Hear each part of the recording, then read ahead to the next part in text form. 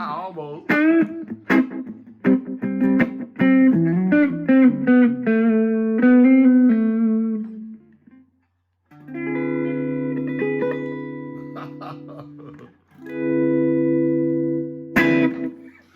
Hey everybody, it's ES Wednesday, and I'm so happy. I was just thinking about what an influence living in California and a lot of West Coast guitar players had on my playing, you know. And this guitar right here, I got this guitar in maybe like 2000, 2001, and I was just about to play with Charlie Musselwhite. I was about to go out on tour with Charlie Musselwhite with a bunch of my friends, June Core, Randy Bermudez, and Bob Welsh. We all went out with Charlie, and I was really excited because Charlie Musselwhite is a legend and a really, really dear friend of mine still to this day. So I had been playing and watching my good dear friend Dave Mountain, who's one of the baddest guitar players ever. He can vibrato and play like crazy, you know, and we used to play together a lot, you know, at this place called the Cafe Boogaloo in Hermosa Beach, California.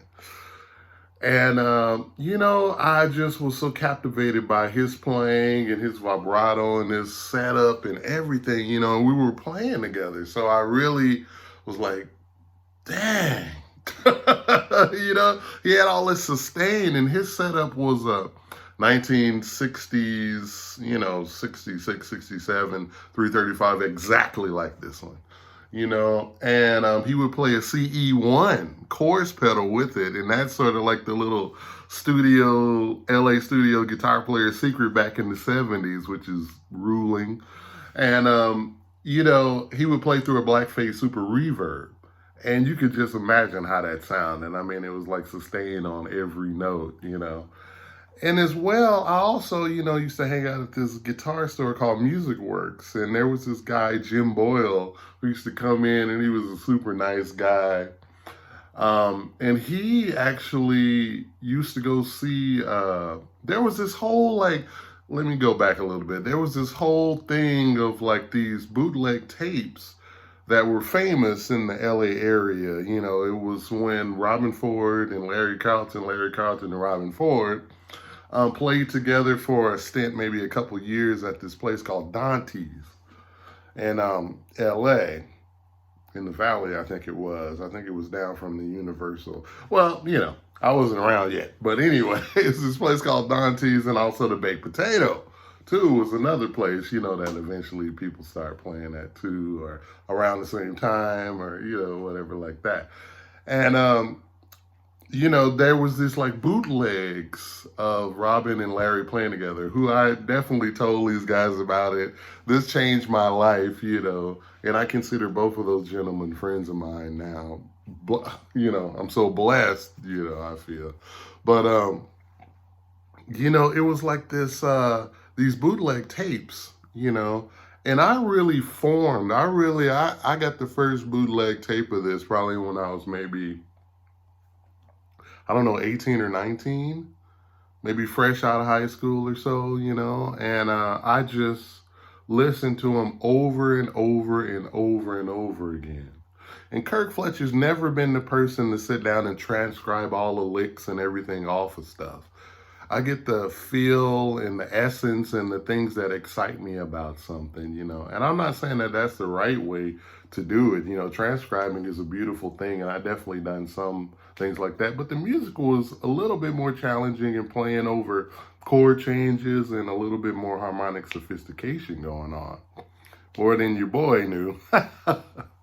But the sound, the way they played and laid out all the notes up and down and reharmonized songs and, you know, played just different ways, you know, and I was into BB King and all that. And this was definitely to me like an extension. They were playing basically the same kind of guitar, you know, that really singing tone that I had heard all of my blues heroes get, you know.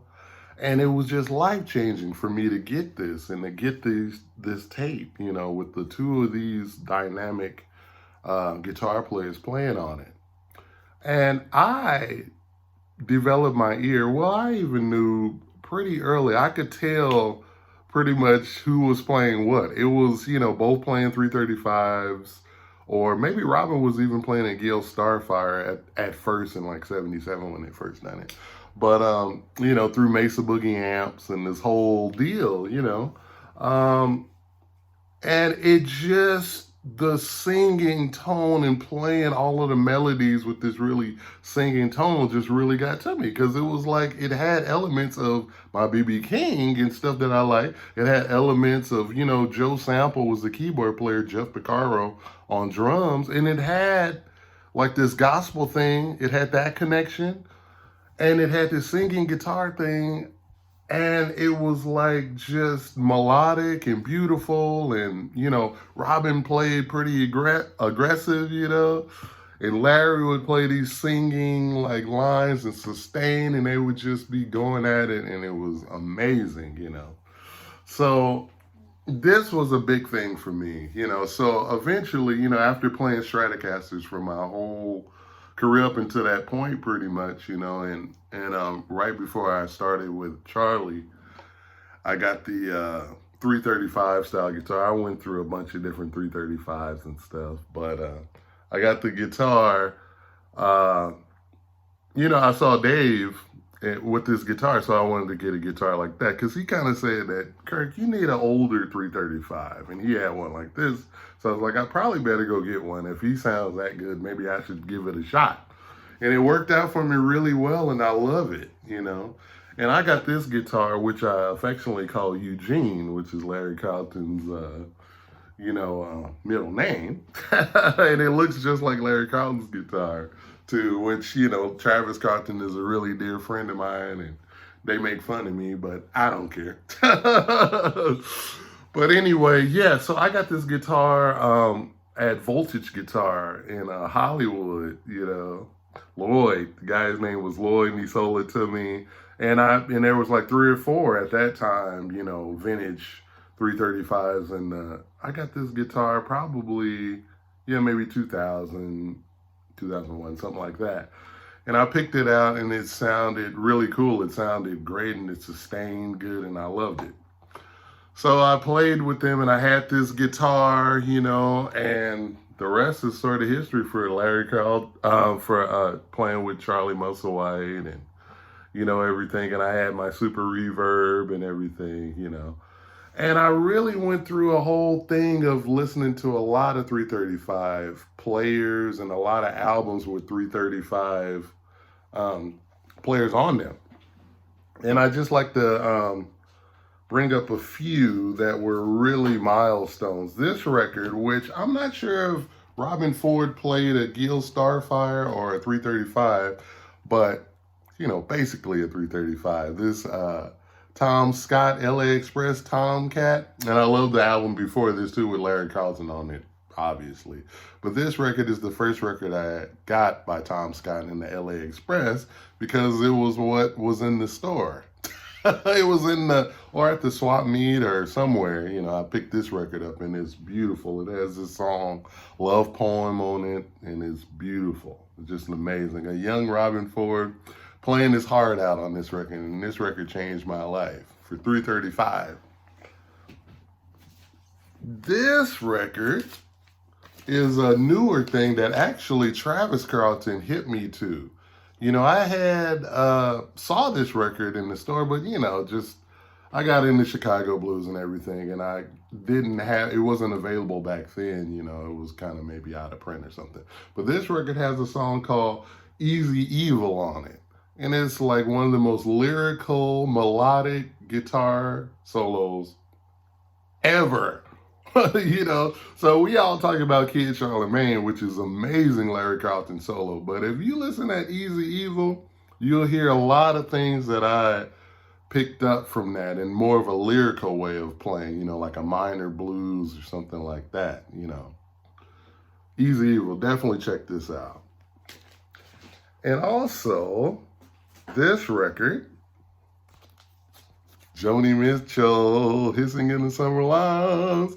Oh, man. This record, you know, I mean, there's so many songs on here. What do we got? Oh, Don't Interrupt My Sorrow. It's got Robin and Larry on this record, and just so many great, you know, things. And obviously, Corden Spark and Higuera too. Higuera. And this record is probably my favorite record of all time. And this has got a lot of great 335 guitar playing on it. Bobby Blue Bland, Dreamer record. Now, this is where two worlds meet. You got a fantastic, amazing, my favorite blues singer of all time singing with some of my heroes, you know. I mean, Larry Carlton and Dean Parks is on this record, and Ben Benet. And Michael O'Martin is, hope I'm saying his name right, I'm sorry, you know, is the arranger on this record, and it's just amazing. It's got Ed Green on drums, and I think Wilton Felder on bass. Don't quote me on that, but it's amazing. It's one of my favorite records of all time. And there's tons of 335 guitar playing on there. So as you can tell, the 335 in the 70s and that whole, you know, single 12 Mesa Boogie singing guitar sound is a really big part. And that's the reason why I'm wearing my Showbud t-shirt to represent, you know, Larry and his famous volume pedal and all of the beautiful things that he done with the volume pedal 335 and a Princeton or a Tweed Deluxe on your Kid Charlemagne. Oh my goodness, such great playing. And I feel that a blues player can definitely draw inspiration from these records, because, you know, what if you have to play a melodic song, you know, a minor song, or just, you know, knowing more about the guitar and triads and things like that, you know. I mean, it's just a beautiful thing. And I will note too that there's, you know, the Michael Franks R&T record and stuff like that. It's like, my brain is sort of like split two different ways. I think really low down blues, real low down. Or I think I like it slick too. I like slick stuff, and I love gospel and all of these different things. And I kind of combine all that to get, Kirk Fletcher. I might not have the harmonic sophistication of a jazz player, but I like to lay things out on the fretboard, like more in a maybe melodic way, I guess. I don't know, something like.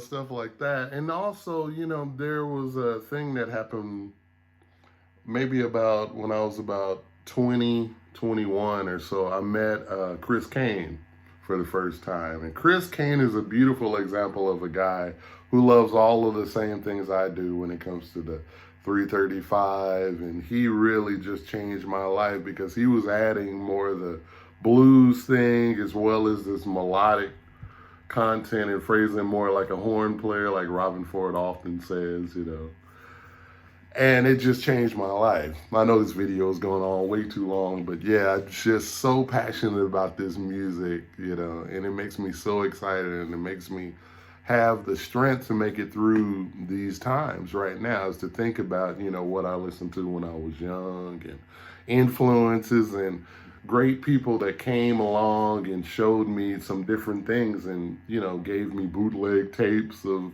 two of my, lifelong heroes and things like that. So it's just a beautiful thing all the way around. And I just owe a great debt to those guys as well as all the other 335 players too, like B.B. King and Live at the Regal, and just so many more. That I can't think of right now because I'm a little nervous. But anyway, cheers. Have a wonderful Wednesday. And it's ES Wednesday, and I'm happy that I can play my guitar. And actually, a quick story is I had to sell this guitar for a little while to a friend of mine, Scott White, to finish recording a record. And I was able to get it back from him a couple, 2 or 3 years ago. So that makes the story even more special, right? Cheers to Scott White. Woohoo! My buddy for a long, long time. All right, everybody enjoy your Wednesday. Take care.